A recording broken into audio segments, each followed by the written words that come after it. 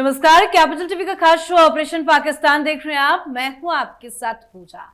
Africa में आयोजित पहले G20 शिखर सम्मेलन का मंच भले ही वैश्विक विकास, टेक्नोलॉजी और आर्थिक साझेदारी पर केंद्रित है, लेकिन प्रधानमंत्री नरेंद्र मोदी ने वहां से वो बात कह दी है जिसने इस्लामाबाद की नींदें उड़ा दी है।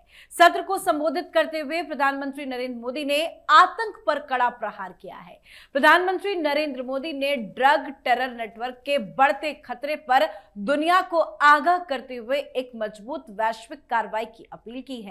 पीएम की बात सुनकर सबसे ज्यादा असहज अगर कोई हुआ होगा तो वो है सिर्फ पाकिस्तान की सरकार और उसकी सेना, साथ ही आईएसआई, जो नशे और आतंक की इस काली कमाई से अपना पूरा इकोसिस्टम चलाती है।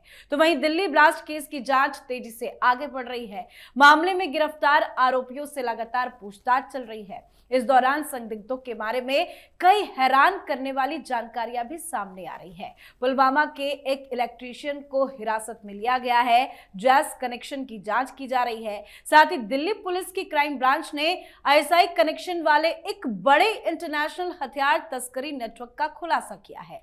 पुलिस ने बताया कि इस गिरोह से जुड़े 4 तस्करों को गिरफ्तार किया गया, जो पाकिस्तान से ड्रोन के जरिए हाईटेक हथियार मंगवाकर लॉरेंस गोगी जैसे गैंगस्टरों को सप्लाई करता था। तो कहां तक पहुंची जांच, अंदर बाहर से कैसे फंसा है पाकिस्तान, आपको बताएंगे। चर्चा के लिए मेरे साथ स्टूडियो में मौजूद हैं कैपिटल टीवी के editor in chief doctor Manish Kumar और एग्जीक्यूटिव एडिटर राजीव जी। सर, आप दोनों का बहुत बहुत स्वागत है। धन्यवाद। सर, G20 समिट के दौरान पीएम मोदी ने ड्रग्स और टेरर को लेकर जो प्रस्ताव पेश किया है, वो पाकिस्तान के लिए कितना कड़ा संदेश है? देखिए, प्रधानमंत्री मोदी कहीं भी जाते हैं, फोकस उनका बहुत ही क्लियर रहता है।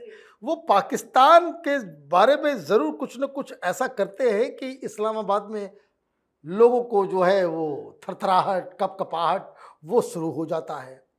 प्रधानमंत्री के बारे में मैं बताऊंगा, लेकिन आज बॉर्डर पे फिर आर्मी का एक्सरसाइज चल रहा था और आज फिर हिंदुस्तान की सेना की तरफ से पाकिस्तान को वार्निंग दी गई है, बाकायदा प्रेस में आकर के, कि पाकिस्तान के ऊपर बहुत ही सख्त कार्रवाई होगी जरा सा भी कोई इधर उधर करने की अगर पाकिस्तान ने कोशिश की तो ये जो लगातार एक्सरसाइजेस हो रहे हैं और एक्सरसाइज का नेचर वो अटैक वाला है, कोऑर्डिनेशन वाला एक अलग होता है। तो ये किस तरह से अटैक हो, और पिछले जब से ये दिल्ली ब्लास्ट हुआ है तो त्रिशूल ऑपरेशंस के बारे में जो है आप अखबारों में पढ़ते होंगे, तो नेवी, आर्मी, एयरफोर्स के कोऑर्डिनेटेड अटैक कैसे हो उसकी एक्सरसाइज लगातार चल रही है। और इसलिए पाकिस्तान की तरफ से इस तरह का बयान आता रहता है कि कभी भी लड़ाई हो सकती है, कभी भी हो सकती है। और ये लोग भागे फिर रहे हैं क्योंकि समझ में नहीं आ रहा है कि वो 2 दिन तक वो टिक नहीं पाएंगे। और प्रधानमंत्री मोदी वो पहुंचते हैं साउथ अफ्रीका G20 में, तो दुनिया को पहले जो है वो बताते हैं कि भाई देखिए, दुनिया को आगे बढ़ना है तो जो हमारा ट्रेडिशनल नॉलेज है, जो विश्व गुरु हम बनना चाहते हैं, तो हमारा जो पूंजी, जो हमारे जो संस्कृति है, हमारा जो ज्ञान का एक भंडार है, वो दुनिया में भी फैलाना है। दूसरी चीज उन्होंने कहा कि देखिए, बहुत बड़ी दिक्कत हो जाती है जब पूरी दुनिया में कोई क्राइसिस क्रिएट होता है तो 1 मिलियन ट्रेंड लोगों की आवश्यकता है। लेकिन पीछे पीछे उन्होंने सटा दिया, कह दिया कि एक तो जो ग्लोबल स्तर पे कोई प्रॉब्लम आता है, नेचुरल डिजास्टर हो या महामारी हो, लेकिन उस महामारी से भी बहुत बड़ी महामारी जो है वो टेररिज्म है। और टेररिज्म को उन्होंने ड्रग्स से जोड़ा। तो ड्रग्स से जोड़ने का मतलब क्या हुआ कि वो जो इस्लामिक जिहाद है उसको पैसा ही आता है ड्रग ट्रेड से। ये गोल्डन ट्रायंगल जो कहलाता है ड्रग्स का, इस जगह से, इसके पैसे से ही ये पाकिस्तान के तमाम टेररिस्ट ऑर्गेनाइजेशन वो अपने आप को फंड करती है। तो ड्रग और टेरर का नेक्सस बनाया और इस ड्रग के पैसे से आईएसआई अपना ऑपरेशन चलाती है। ये दुनिया की अकेली आर्मी है जो ड्रग का धंधा करती है, पाकिस्तानी।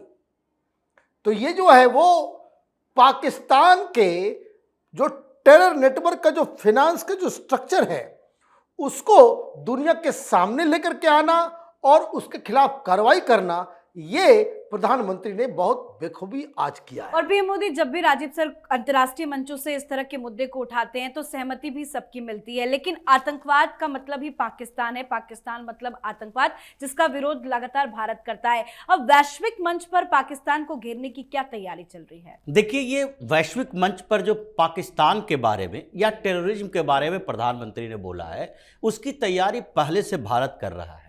भारत में आंतरिक सुरक्षा को लेकर जितनी मीटिंग हुई, जिसमें अमित शाह ने कई मीटिंग ली और उन मीटिंग में उन्होंने एक बार सारे एजेंसियों को इकट्ठा बुलाया था, जिसमें narcotics department, NIA, IB, ED और सीबीआई, ये सारे के अधिकारियों के साथ साथ पैरामिलिट्री फोर्सेस के चीफ, इन सब लोगों को एक बात कही थी कि देखिए, कोऑर्डिनेशन जरूरी है। अगर नारकोटिक्स डिपार्टमेंट अपना काम करती है, 150 करोड़ रुपए का, 2000-2500 करोड़ रुपए का ड्रग्स जब्त किया जाता है, वो वहीं पर मामला खत्म हो जाता है। ड्रग्स जब्त हुआ, उसको जला दिया, बेच दिया, खत्म कर दिया। लेकिन उन लोगों को जिसे पकड़ा गया उसे तो जेल हो गई, लेकिन इस पैसे का इस्तेमाल कहाँ होता है, किन जगहों पर होता है, इसकी स्पेशलिटी नारकोटिक्स डिपार्टमेंट के पास नहीं है। इसके लिए हमें ईडी का सहारा लेना पड़ता है और फिर ईडी के साथ साथ जब मनी ट्रेल पता चलता है तो उसमें एनआईए को आना चाहिए। ये सब एक दूसरे के साथ कोऑपरेट करें और एक ज्वाइंट फोर्स तैयार करें, जिससे कि ये जो ड्रग्स का पैसा आतंकवादियों को जाता है और ड्रग्स के पैसे से ये बड़े बड़े गैंगस्टर पैदा होते हैं और उसका लिंक कई राज्यों में ऐसा दिख रहा है कि बड़े सेलिब्रिटी भी उसका इस्तेमाल करते हैं। तो ये सारा नेटवर्क तोड़ने की कोशिश की जा रही थी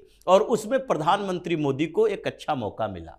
G20 के देश, ये ऐसे देश हैं जहां पर यूरोपीय यूनियन के 28 देश, अमेरिका भी वहां है और तुर्की भी है, जो कि पाकिस्तान को अभी आतंकी सपोर्ट देता है। वहीं का गन पकड़ा जा रहा है, वहीं के ड्रोन पकड़े जा रहे हैं, जो पाकिस्तान को देता है वो पाकिस्तान आतंकवादियों को देता है। ये पूरा का पूरा नेटवर्क है। तो प्रधानमंत्री मोदी ने उन लोगों को बताया जो आतंकवाद पर दोहरा चरित्र रखते हैं। अमेरिका में ड्रग्स एक बड़ी बड़ी समस्या है, छोटी मोटी समस्या नहीं है। डोनाल्ड ट्रंप भी बार बार कहता है मैक्सिको का बॉर्डर, फिर उस मैक्सिको के बॉर्डर से ड्रग्स का व्यापार, फिर कनाडा का बॉर्डर में वहां से ड्रग्स का कैसे कारोबार होता है। आधा अमेरिका बर्बाद हो गया, यंग जनरेशन बर्बाद है, लेकिन फिर भी यह समस्या ड्रग्स तक रखता है।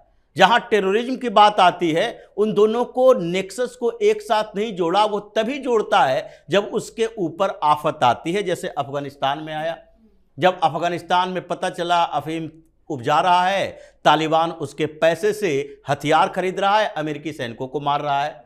उसी तरह से इराक में, सीरिया में जूझ रहा है, तो वहां पर यह दिखता है। लेकिन भारत जैसे देशों में, भारत पाकिस्तान के मुद्दे पर उसका गुड टेररिज्म, बैड टेररिज्म आ जाता है। तो यह समस्या जो चल रही थी, यूरोपीय संघ के सारे देश भारत के साथ खड़े हुए, नहीं ड्रग्स के ऊपर कार्रवाई होगी, उसका लिंक अब तलाशा जाएगा। जो प्रस्ताव दिए हैं मोदी ने, जो G20 में प्रस्ताव पारित करवाए, उन्होंने सीधे तौर पर ये भारत की सारी रिपोर्ट्स की बात की है कि उसमें डिटेल है कि कैसे टेरर फंडिंग का एक बड़ा जरिया होता है ड्रग्स का कारोबार। और इसीलिए सारे देशों में सहमति बनी कि नहीं, अब इसको अंतर्राष्ट्रीय समस्या के तौर पर देखा जाना चाहिए, क्योंकि टेररिज्म के खिलाफ अगर पूरी दुनिया को एक साथ लड़ना है, कुछ देशों को छोड़कर जो आतंकवादी कंट्री ही हैं, तो उसके लिए हमें यह देखना पड़ेगा कि आतंकवाद से पीड़ित देशों में कौन है जो बेहतर रणनीति के साथ आगे बढ़ रहा है। और इसलिए पीएम मोदी का टारगेट ही था कि पाकिस्तान के खिलाफ एक जनमत बनाया जाए पूरे दुनिया में। कम से कम वो ग्लोबल लीडरशिप की बात करते हैं, तो जहां जहां जाते हैं वो ये देखते हैं कि आगे की कार्रवाई जब हम करेंगे, पाकिस्तान के खिलाफ भी अगर कोई एक्शन लेंगे, तो उसमें पहले से हमारे पास एक ब्लूप्रिंट तैयार होना चाहिए, पृष्ठभूमि तैयार होनी चाहिए कि कौन कौन सा देश हमारा साथ देगा और किन मुद्दों पर देगा। इसलिए G20 में जो उन्होंने बात कही है, पाकिस्तान में आग लगी है इस बात को लेकर कि अगर इसका असर कुछ समय में दिखाई पड़ने लगा तो पाकिस्तान के पास टेरर फंडिंग के लिए पैसे नहीं है, खाने के लिए नहीं है, आतंकियों को कहां से देगा? वो जिसका इस्तेमाल करता है वो अगर बैन हो गया, रुक गया, तो उसके बाद पाकिस्तान की आर्मी के लिए और उसके अधिकारियों के लिए जो अय्याशी का साधन होता है वो भी बंद हो जाएगा। मतलब पीएम के दौरे का पहला टारगेट सिर्फ और सिर्फ पाकिस्तान है। सर अब बात दिल्ली ब्लास्ट को लेकर कर लेते हैं। सर जो जब जब जांच आगे बढ़ती है या गिरफ्तारियां होती, किसी से पूछताछ होती है, तो कनेक्शन आईएसआई जैसे मोहम्मद ही निकल रहा है। देखिए, हिंदुस्तान में इन्वेस्टिगेशन तो अपनी जगह चल ही रही है। अगर आप पिछले 3 दिनों में पाकिस्तान के टेलीविजन चैनल्स और वहाँ के सोशल मीडिया पे अलग अलग आईएसआई के रिटायर्ड और वर्तमान में सर्व कर रहे लोगों के इंटरव्यूज, उनके बयान अगर आप सुने, पार्लियामेंट के अंदर जो प्रोसीडिंग्स चल रही है जिस तरीके से, और जब से ये पाकिस्तान का पूर्व प्राइम मिनिस्टर जो पीओके का पूर्व प्रधानमंत्री, उसने जो बयान पार्लियामेंट के अंदर दिया है, तब से कई सारे लोग सामने आकर के जो एक्सपर्ट्स हैं, डिफेंस एक्सपर्ट्स हैं, रिटायर्ड आईएसआई ऑफिसर्स हैं, वो सब ये कह रहे हैं कि ये काम तो जैसे मोहम्मद का है, ये जैसे मोहम्मद का है। एक वीडियो भी बाहर आया है जिसमें जैसे मोहम्मद का एक नेता वो ये कहता पाया जा रहा है कि हमारे जाबाजों ने ये काम किया। तो इसका मतलब ये है कि एक लिंक हमारे इन्वेस्टिगेशन से इस तरीके से वो पाकिस्तान की ओर जा रहा था, और पाकिस्तानियों को भी ये समझ में आ गया कि ये जो सबूत हिंदुस्तान इकट्ठे कर रहा है वो दरअसल हमारे ऊपर ही आ रहा है, अब बचने का कोई रास्ता नहीं है। तो वो इस पॉइंट को लेकर के लोगों को, मुसलमानों को, जिहादियों को वो प्रमोट करने के लिए, उनको इनकरेज करने के लिए कह रहा है कि देखिए इस्लाम के लिए जो है हमने ये बदला लिया है, ऑपरेशन सिंदूर का हमने बदला लिया है। ये इस तरह की बातें कही जा रही है। दिल्ली में पकड़ा गया है कि पाकिस्तानी ड्रोन से वो विस्फोटक आ रहे हैं, उससे रिवॉल्वर आ रहा है, ये सारे रिवॉल्वर चाइना मेड है, तुर्की मेड है।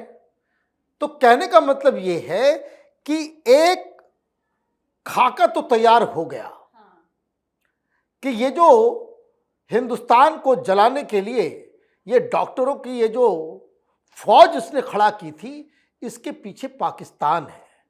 और जैसा कि मैंने बताया कि बॉर्डर के ऊपर लगातार ये जो आर्मी एक्सरसाइजेस चल रहे हैं, ये साफ साफ बता रहे हैं कि आने वाले दिनों में कुछ बड़ा बॉर्डर पे एक्शन होने जा रहा है। सर अब तो एक दो सबूत नहीं, अब तो सबूतों की भरमार हो चुकी है। जैश ए मोहम्मद का लिंक सामने आ चुका है। भारत तो चुप नहीं बैठेगा। देखिए, भारत चुप बैठा भी नहीं है।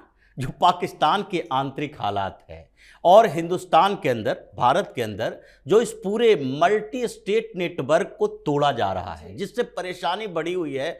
अब मदनी भी सामने आ गया, बोल रहा है नहीं नहीं, अब ऐसी स्थिति हो गई है कि क्या कोई वाइस चांसलर मुस्लिम नहीं हो सकता, कोई मुसलमानों का कॉलेज नहीं हो सकता, इंजीनियरिंग कॉलेज, मेडिकल कॉलेज नहीं हो सकता, सबको कंगाला जा रहा है। दिक्कत इन लोगों को क्यों हो रही है? क्योंकि मल्टी स्टेट टेरर मॉड्यूल, ये अलग अलग स्टेट से जो लिंक जुड़ रहे हैं और उसको जोड़ा जा रहा है। टेक्निकल कॉलेज, मेडिकल कॉलेज, उसके साथ साथ यूनिवर्सिटी, प्रोफेसर, मीडिया में काम करने वाले लोग और जितने प्रोफेशनल्स हैं, जिन तक इनकी आवाज़ पहुंच रही थी उन तक अब एनआईए की टीम पहुंच रही है। तो ये जो अंदर से तोड़ा जा रहा है और पाकिस्तान के साथ लिंक जोड़ा जा रहा है। जैसे आपने कहा कि जम्मू कश्मीर में इंजीनियर, एक इलेक्ट्रिशियन पकड़ा गया, जैसे मोहम्मद से उसके लिंक देखे जा रहे हैं क्योंकि ज़्यादा जानकारी मिली है। उसके बाद एक ट्राल क्षेत्र में पूरी प्रॉपर्टी जब्त कर ली गई अबूर अहमद की, और वो क्या करता था, पुलवामा के आसपास के क्षेत्रों में टेररिस्टों को फंड भी करता था और उसके लिए हथियार भी इकट्ठा करता था। तो जम्मू कश्मीर से लेकर उधर कर्नाटक और तमिलनाडु तक, इधर हरियाणा, दिल्ली, उत्तर प्रदेश तक, हर जगह पर जो एनआईए ने एक नेटवर्क को जोड़ा है कि कैसे कैसे ये लोग ऑपरेट करते हैं। परेशानी तो भारत के अंदर भी इन लोगों को है जो लंबे समय तक आतंकवादी बने और बनाने के लिए इन लोगों को ट्रेंड करने के लिए तैयारी कर रहे थे, और दूसरी तरफ पाकिस्तान के अंदर ये भारत के अटैकिंग प्लान से, जिस तरीके से भारत ने पूरे पाकिस्तान को चौतरफा घेरा है। ईरान से ये बात कर रहे हैं खुमैनी कि देखो भाई, ये पाकिस्तान पर भरोसा मत करना, ये तो पूरा का पूरा बलूचिस्तान का रीजन है जो ट्रंप को बेचने में लगा है। ग्वादर के पास ही ये सैन्य बेस बनाने जा रहा है और उसका टारगेट ईरान है और दूसरी तरफ भारत है, क्योंकि भारत भी ईरान के साथ अच्छा खासा व्यापार कर रहा है। ये पाकिस्तान का इस्तेमाल किया जा रहा है। चीन की तरफ से देखिए, जैसे ही ये 2 दिन पहले जो अमेरिका की रिपोर्ट आई थी, इकोनॉमिक एंड सिक्योरिटी रिव्यू, उसके ऊपर पाकिस्तान में खुशियां मनाई जा रही थी। देखो, शहबाज शरीफ गया पीओके में और मुनीर की सराहना करने लगा कि देखो, चाइना का हथियार हमने उपयोग किया, भारत को मुंहतोड़ जवाब दिया।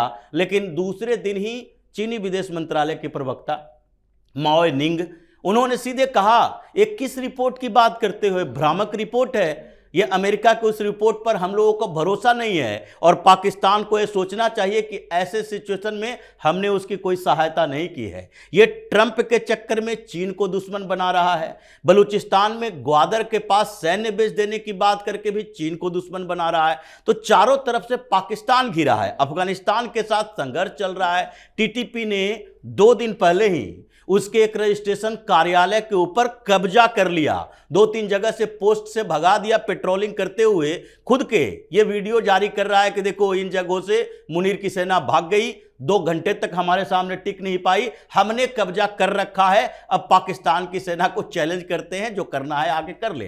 तो आंतरिक तौर पर पाकिस्तान घिरा हुआ है चारों तरफ से। ये भारत की डिप्लोमेसी है, मोदी की डिप्लोमेसी है कि आसपास के देश जो इसके संरक्षक हुआ करते थे, उससे इसका नाता खराब हो रहा है और इकोनॉमिक क्राइसिस अलग है। भारत वो समय देख रहा है कि इस बार अटैक होगा तो पाकिस्तान तिनके तिनके बिखर जाएगा। बिल्कुल सर, बहुत बहुत धन्यवाद सर आप दोनों का। धन्यवाद। तो दिल्ली में जैश ए मोहम्मद के इशारे पर हुए लाल किला ब्लास्ट के बाद अब नए गंभीर साजिश सामने आई है। दिल्ली पुलिस की क्राइम ब्रांच ने एक अंतर्राष्ट्रीय हथियार तस्करी गिरोह का पर्दाफाश किया है, जिसके तार पाकिस्तान, चीन और तुर्की तक जुड़े हुए पाए गए हैं। पुलिस का दावा है कि इस पूरी नेटवर्क के संचालन में पाकिस्तानी खुफिया एजेंसी ISI की सीधी भागीदारी रही है। हालांकि जानकारियां जो एक-एक कर इकट्ठा हो रही है, उससे पाकिस्तान का बचना अब नामुमकिन लग रहा है। तो आप भी अपनी राय कमेंट करके लिखिएगा। देखते रहिए कैपिटल टीवी। नमस्कार।